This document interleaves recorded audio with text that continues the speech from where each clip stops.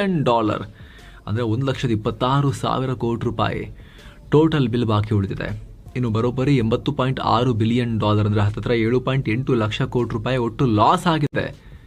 ಇದು ಬಾಕಿ ಬಿಲ್ ಮತ್ತು ಲಾಸ್ ಕಥೆಯಾದರೆ 7.42 ಲಕ್ಷ ಕೋಟಿ ರೂಪಾಯಿ ಸಾಲ ಬಾಕಿ ಇದೆ. ಅಗ್ರಿಗೇಟ್ ಟೆಕ್ನಿಕಲ್ ಮತ್ತು ಕಮರ್ಷಿಯಲ್ ಲಾಸ್ ಅಂದರೆ ಕರೆಂಟ್ ಸಪ್ಲೈ ಆಗುವಾಗ ಸರಿಯಾಗಿ ಮೇಂಟೈನ್ ಮಾಡದೆ ಕಳಪೆ ಇನ್ಫ್ರಾಸ್ಟ್ರಕ್ಚರ್ನಿಂದ ಮತ್ತು ವಿದ್ಯುತ್ ಕಳ್ಳತನದಿಂದ ಅದನ್ನು ಸರಿಯಾಗಿ ಪತ್ತೆ ಹಚ್ಚದೆ ಆಗೋ ಲಾಸ್ ಇದು ಹೆಚ್ಚಾಗ್ತಾ ಇದೆ ವರ್ಷ.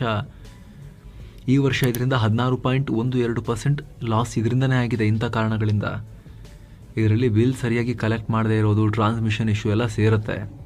ಇದೆಲ್ಲ ಲೆಕ್ಕ ಹಾಕಿದ್ರೆ ಒಟ್ಟಾಗಿ $100 ಕರೆಂಟ್ ಸಪ್ಲೈ ಆದರೆ $84 ಮಾತ್ರ ನಿಗಮಗಳಿಗೆ ಬರ್ತಾ ಇದೆ.